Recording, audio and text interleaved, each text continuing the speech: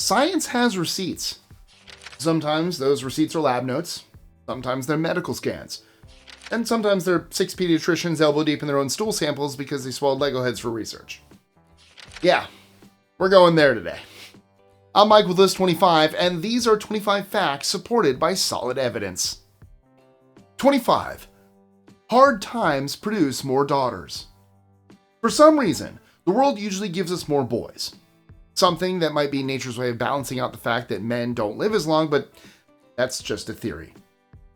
The genetics theory. What isn't a theory is what happens when everything falls apart. During famine, the trend reverses, and suddenly more girls are being born than boys. We see it clearly in China's Great Leap Forward famine. Before the crisis, roughly 52.7% of births were male. Once food shortages set in, that dropped to about 51%. Now that difference looks like nothing until you run the numbers. China was having close to 20 million births a year at the time, which means that a shift of just 1.7% works out to around 300,000 missing boys per year. Stretch that across the famine's duration, and you're staring at roughly 1 million fewer boys. The leading explanation is that male embryos just don't endure starvation as well as female ones. So more girls survive the womb when mothers are malnourished. 24. The Double-Heart Transplant. We are raised on the belief that humans get a single heart. Period. It's the engine, the power station, and you generally don't need a spare. But some patients hit a point in heart failure where the original pump can't carry the load alone. And instead of replacing the bad heart or putting the patient on full external support, surgeons can implant a second heart. The operation is called a heterotopic heart transplant, and it involves placing a donor heart right beside the original one, like sort of a medical brute force. Instead of building an external machine like dialysis to help the heart along, doctors just put another heart in the chest and hook the two into the same system. The method isn't common in the US today. Newer techniques have taken over, but the operation still exists as a real last resort option when one heart just isn't enough. And it'll probably means that you're the next doctor. It's a Doctor Who joke for anyone that doesn't get to, okay. 23. The FBI's hair files. The FBI doesn't keep just fingerprints and online activity tucked away in its archives. They also keep hair. Though, not yours specifically. Probably. But someone's. The Bureau publicly acknowledges that they hold more than 5,000 hair samples collected from both people and animals. Anytime they step into a crime scene, every strand of hair becomes evidence. Agents scoop it up, bag it, tag it, and send it to the lab where it slots into this massive hair database. From there, specialists pick through each sample, looking at texture, pigment, root shape, and growth patterns to figure out where on the body it came from, and sometimes even the likely ethnicity of the person it belonged to. So if you like hair but never really nailed the scissor and comb side of things, there's a hair lab that could be a good career path. 22. Our new favorite spider. Spiders show up just about everywhere, but one species took things to an extreme. In 1924, explorer R.W.G. Hingston found a bunch of them living on Mount Everest at around 22,000 feet, clinging to rocks where nothing else seemed to survive. Hingston wrote about them for the New York Times, calling them the highest permanent residents on Earth. Decades later, in 1975, the species finally got a name: the Himalayan jumping spider. Its scientific name literally means highest of all, and that's not an exaggeration. They've got the Guinness World Record to prove it. Researchers believe they survive by catching tiny wind-blown insects that get carried high into the atmosphere, basically eating whatever the mountain throws at them. 21. The US Army made instant coffee a worldwide hit. Instant coffee wasn't born in a kitchen or a cafe. It started as a military need. By the late 1800s, the US Army wanted portable coffee soldiers could drink in the field. So, during the Spanish-American War, they funded scientists to make a concentrated, shelf-stable version. The recipe wasn't great, but it worked. The first breakthrough came in World War I when the military ordered massive amounts of what troops called coffee cubes, or Red Cross coffee. George C. Washington's company became the biggest supplier, and by 1918 the average soldier was issued about 1.5 ounces of instant coffee a day. After the war, Washington pushed it to the public, but we were still a bit hesitant until Nestle rolled out Nescafe in 1938. It tasted better, and the US government basically bought factories dry to supply the troops. When those soldiers came home, they brought the habit with them, and instant coffee went from trench ration to something most of us now keep in a cupboard next to the kettle. Or coffee machine. Kettle's very European. 20. The nose knows. Finding out if someone's taken isn't always easy, but women may have a built-in tool for it. Their nose. An Australian study asked 82 women to smell sweaty armpit samples from a group of men, then rate how sexy they smelled. Yes, that was a real lab assignment. The women didn't know who was married and who was single, but their noses apparently did. On average, single men's sweat scored higher and was described as stronger and more attractive than married men's. When the participants later saw photos of the same men, they tended to rate the faces that matched their favorite scents as more attractive too. The thinking is that single men may have different hormone levels, especially testosterone, which could change how they smell. Or, I don't know, maybe married men just wash more often. Scientists are still working on the polite version of that answer. 19. Our ghost lineages. We all know we carry traces of Neanderthal and Denisovans in our DNA. What's crazier is that we also carry pieces of people science has never met. Researchers refer to them as ghost lineages, groups of ancient humans with no fossils or bones, just the genetic fingerprints they left behind. In 2020, for example, a study in Science Advances showed that West African genomes contain DNA from a completely unknown archaic population, likely from inbreeding around 50,000 years ago. That's the same window when Neanderthal mixed with early humans elsewhere. And the story keeps getting crazier. In 2025, scientists studying a 7,100-year-old skeleton from Yunnan, China, found markers from another unexplained branch of humanity. They named it the Basal Asian Xingye lineage, thought to have split from the rest of us roughly 40,000 years ago. These ghost ancestors left pieces of themselves in us and then disappeared, meaning human evolution wasn't a straight line at all. It was more like a web. 18. Rome has a museum dedicated to souls in Purgatory. A lot of people don't spend time worrying about hell or purgatory, but for practicing Catholics, those places are very real.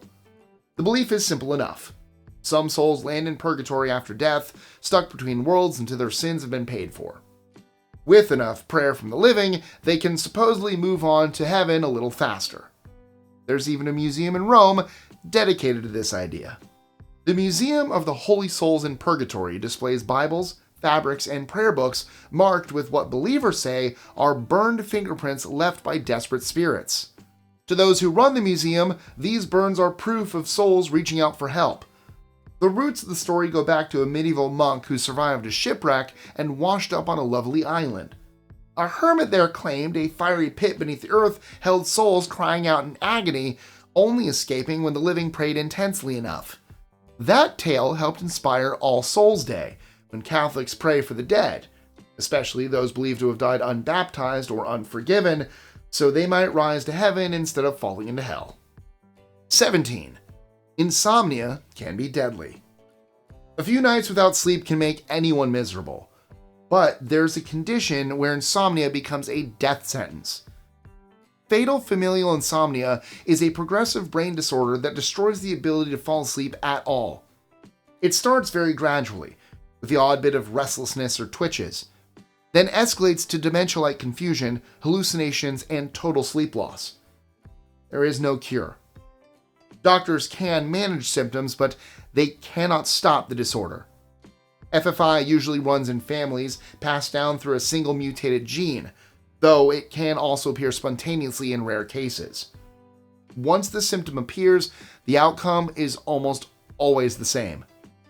Most patients survive roughly a year and a half. 16. Fish can memorize faces. In 2016, archerfish earned themselves a spot in cognitive science history.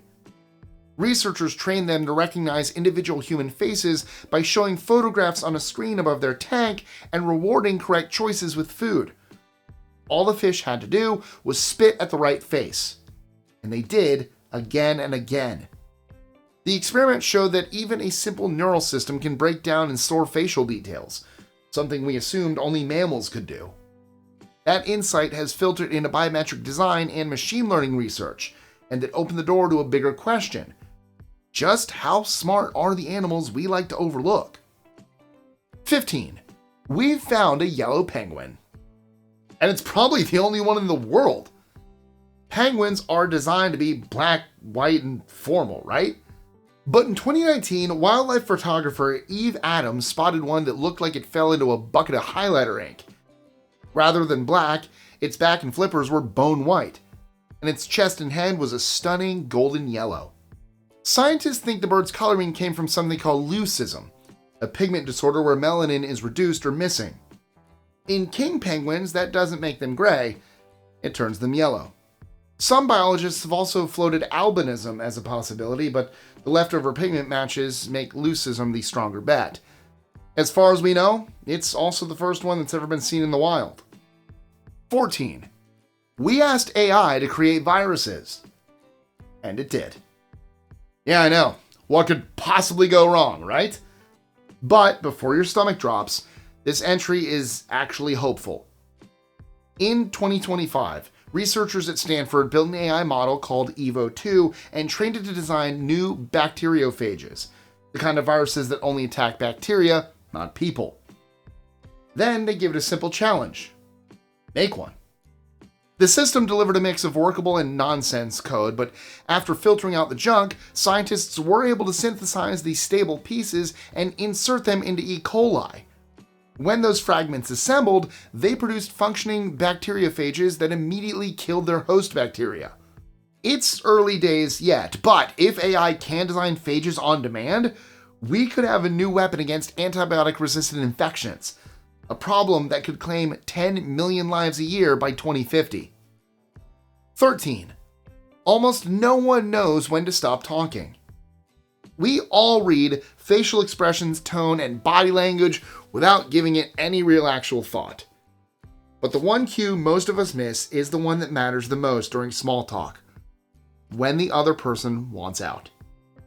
In a study where strangers were paired up to chat and later rate the experience, nearly 70% later admitted that the conversation should have ended sooner. The funny part is that everyone assumed the other person was happy to keep going. When they were asked to estimate when their partner would have preferred to stop, most people guessed a point in the conversation that was ages too late. So most of us have no issues when it comes to talking. We just don't know when to shut up. 12. Beer is much, much older than you think. People have been drinking beer for a very long time. In fact, we've been drinking it long enough that it predates most of the things we consider civilized or advanced. Archaeologists have found evidence that humans were grinding grains and seeds more than 20,000 years ago, although no one is certain what that mash was used for. It could have been food, paste, drink, or something in between. What we do know is that the first recognizable bread recipe doesn't show up until around 1000 BCE in Egypt. Beer recipes, on the other hand, already started appearing more than 4,000 years before that. In other words, humans spent several millennia brewing alcohol while bread was still a future invention. 11. Scientists use peacock feathers to make laser beams. Peacock feathers are already a visual flex, but their real magic is microscopic. That shimmering rainbow they fan across the air comes from layers of tiny structures that bend and split light like a living prism. Physicists call these patterns photonic crystals. Different colors either get through or get blocked, which basically turns the feather into a light-sorting surface. In 2025, researchers at Florida Polytechnic decided to see what else those feathers could do. They collected male peafowl plumes, added dye to help amplify light, and fired short bursts of light into the stained eye spots. The result was not just a glow, it was frickin' neon laser beams. Scientists are still unsure how that happens, but they hope to use it for new optical technologies, displays, and coatings. 10. The American Army and German Army actually joined forces during World War II. Yeah, you heard me right. But it was at the end of the war. Phew. And it was to take out an SS division. Double phew. It happened during what is now known as the Battle of Castle Itter. The castle was tied to the Dachau camp system, and the SS had been running it before prisoners staged an uprising and threw them out. That revolt left the castle full of high-profile French captives and suddenly very vulnerable, and the SS planned to take it back. A strange alliance formed to stop them, made up of US soldiers, Austrian resistance fighters, French prisoners who armed themselves, and a German unit led by Josef Gengel, who had defected and wanted to fight the SS instead. Over 100 Waffen-SS troops attacked. Inside the walls was a single American tank, 14 US troops, the French captives turned fighters, and Gengel's small force. They held out for hours until the 142nd Infantry Regiment arrived and broke the assault. The French prisoners were free and back in Paris within days. Gengel died shielding former Prime Minister Paul Reynaud from a sniper and is remembered in Austria as a hero. 9. The Nazis missing uranium. In 2013, Timothy Koth at the University of Maryland received a package containing something you would not expect to see outside a museum or a doomsday file. Someone sent him a uranium cube cast under the Nazi program during World War II. It was one of roughly 600 blocks designed to power a reactor that Germans hoped would help them master atomic energy. When Allied forces shut down German nuclear sites in 1945, those reactor cubes vanished into history. The one that reached Koth had reportedly been kept by Robert Nininger, who worked on the Manhattan Project. After his death, it got passed along like an unwanted heirloom until it landed in Koth's hands. The scary part is that hundreds of identical uranium cubes are still missing. Nobody knows where they ended up. 8. One country saw Arnold as the electronic murderer. Did you know that when The Terminator hit theaters across the world, the title stayed the same everywhere except for Poland? The Polish had to see it under the title The Electronic Murderer. The change happened for a surprisingly practical reason. At the time, the word Terminator in Polish translated to something closer to apprentice or trainee, not a killer cyborg from the future. No one was going to buy a ticket for a movie that sounded like a workplace mentorship program. So the title was reworked into something that matched the tone of the explosions, robots, and Arnold standing there like a brick wall. The sequel had no such problem. By the time T2 arrived, Polish audiences already understood what a Terminator was supposed to be and knew exactly what kind of bloodshed they were paying to see. The original title was restored, and the franchise went on without any more translation twists. 7. You could probably outrun a T-Rex. Every post-Jurassic Park kid grew up with the idea that a T-Rex could chase you down and shred you to bits without breaking a sweat. And yeah, at least one of those is accurate, but new research says that fantasy falls apart once you look at biology instead of Hollywood.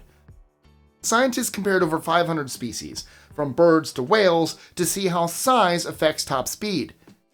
Big animals burn through oxygen and stored energy too fast to maintain a hard sprint. If they get too large, their muscles just cannot sustain a high-speed movement for more than a moment. So, when they ran the numbers for a Tyrannosaurus, they found something actually hilarious. A T-Rex probably topped out at around 16.5 miles an hour. A fit human sprinting does about the same. So, if it came to a race, the dinosaur would have the edge, but only slightly, and the whole chase would look a lot slower and sweatier than Jurassic Park ever promised. 6. Privilege comes with a price. A lot of people still assume that addiction belongs to the poor, or to kids who grew up rough. The data says otherwise. Drugs and alcohol don't care about bank accounts, and if anything, teens from wealthy homes end up at a higher risk. In 2017, researchers tracked hundreds of students from high-income families through their school years. and the pattern that emerged was bleak. The parents were successful, their schools competitive, and the expectations obviously sky high. A lot of the teens turned to drinking and drugs as a release valve. The problem didn't fade when they reached adulthood either. Once life opened up and the structure of school disappeared, the habits only dug in deeper. By 26, these former students were struggling with substance abuse at rates almost 3 times the national average. 5. Contagious Yawning says more about you than you think. What's the first thing you can do if you want to see if someone might be a psychopath? Check if they blink when you blink. Same with yawning. When we see someone yawn, especially someone we know or feel connected to, our own body often follows. The stronger the emotional link, the stronger the response. That idea led researchers to test whether people who lack empathy would be less likely to react. If empathy drives the reflex, anyone low on it, should resist the urge. So, in 2015, a group of volunteers was screened for psychopathy traits, then placed alone in a dark room with video clips that included blank expressions, smiling faces, and long, slow yawns. I am really fighting this right now. Their reactions were measured through sensors on the face. The people who scored lower in empathy caught fewer yawns, sometimes none at all. Ow. I can't watch people yawn. I can't read the word. It's very difficult. I do it either way. 4. Apparently, you can train a locust. In 2016, the US Navy funded a research project to the tune of about $750,000 to find out whether you could train locusts to detect explosives.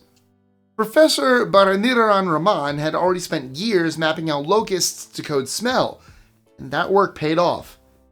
The insects really can learn to recognize specific chemical signatures, and their neural signals can be read and transmitted through a tiny chip mounted on their body. Steering them was the next part of the experiment. Instead of drone propellers or electronics, the plan used silk tattoos that heat up slightly and nudge the insect left or right. Early tests showed it was possible to guide them and get real-time explosive detection back to a computer. It's not battlefield ready yet, but the proof of concept stands. Locusts can smell bombs, send the data home, and be remote directed using nothing but heat. 3. Here's why you cry when you're happy. Every strong emotion you and I have roots through the amygdala, and when the signal is overwhelming, it gets passed through the hypothalamus. That region manages emotional activation, but does not judge the emotion itself. Our happy tears and sad tears run through the same wiring. Once the message reaches the autonomic nervous system, the response is automatic. Your pulse rises, your breathing changes, and the tear ducts open, whether the moment is joyful or devastating. The emotional context comes from our thoughts, but the tear reaction comes from biology. So when the champion sobs on the podium at the Olympic Games, they're having the same internal cascade as the person crying in defeat. Opposite feelings, identical brain machinery. 2. The smell of coins isn't metal after all. Everyone knows the smell of loose change. I mean, no matter where in the world you live, you'll be familiar with that metallic scent. However, in 2006, a German research team decided to test where that smell actually comes from. 7 volunteers handled iron-rich objects. Then scientists collected gas samples from their skin. What they found was awkward. The smell wasn't metal at all. It was you. Your skin oils breaking down into a compound called 1-octan-2-1. The process is strangely chemical. When you touch iron, the moisture on your skin transfers 2 electrons to the metal atoms, making them negatively charged. Those charged atoms then react with the oils in your skin and break them apart. That breakdown produces the compound our noses register as coin smell. So that scent we think belongs to pennies is really a mix of your own skin chemistry. 1. The medical paper nobody asked for. Oh boy, I know you've been waiting for this one. And I saved it for last because I think it's high time we talk about the weird sense of humor scientists sometimes have. Have you ever heard of the SHAT scores? Yeah, SHAT. In 2018, 6 pediatricians from the UK and Australia decided to answer a question every parent secretly wonders, even if they refuse to Google it. What happens if you swallow a Lego head? So, they popped the little plastic noggins in their own mouths, swallowed, and waited. The glamorous part came later, when each researcher sifted through their own poop to locate the missing toy piece. To keep things light, they even created 2 scoring systems for the process.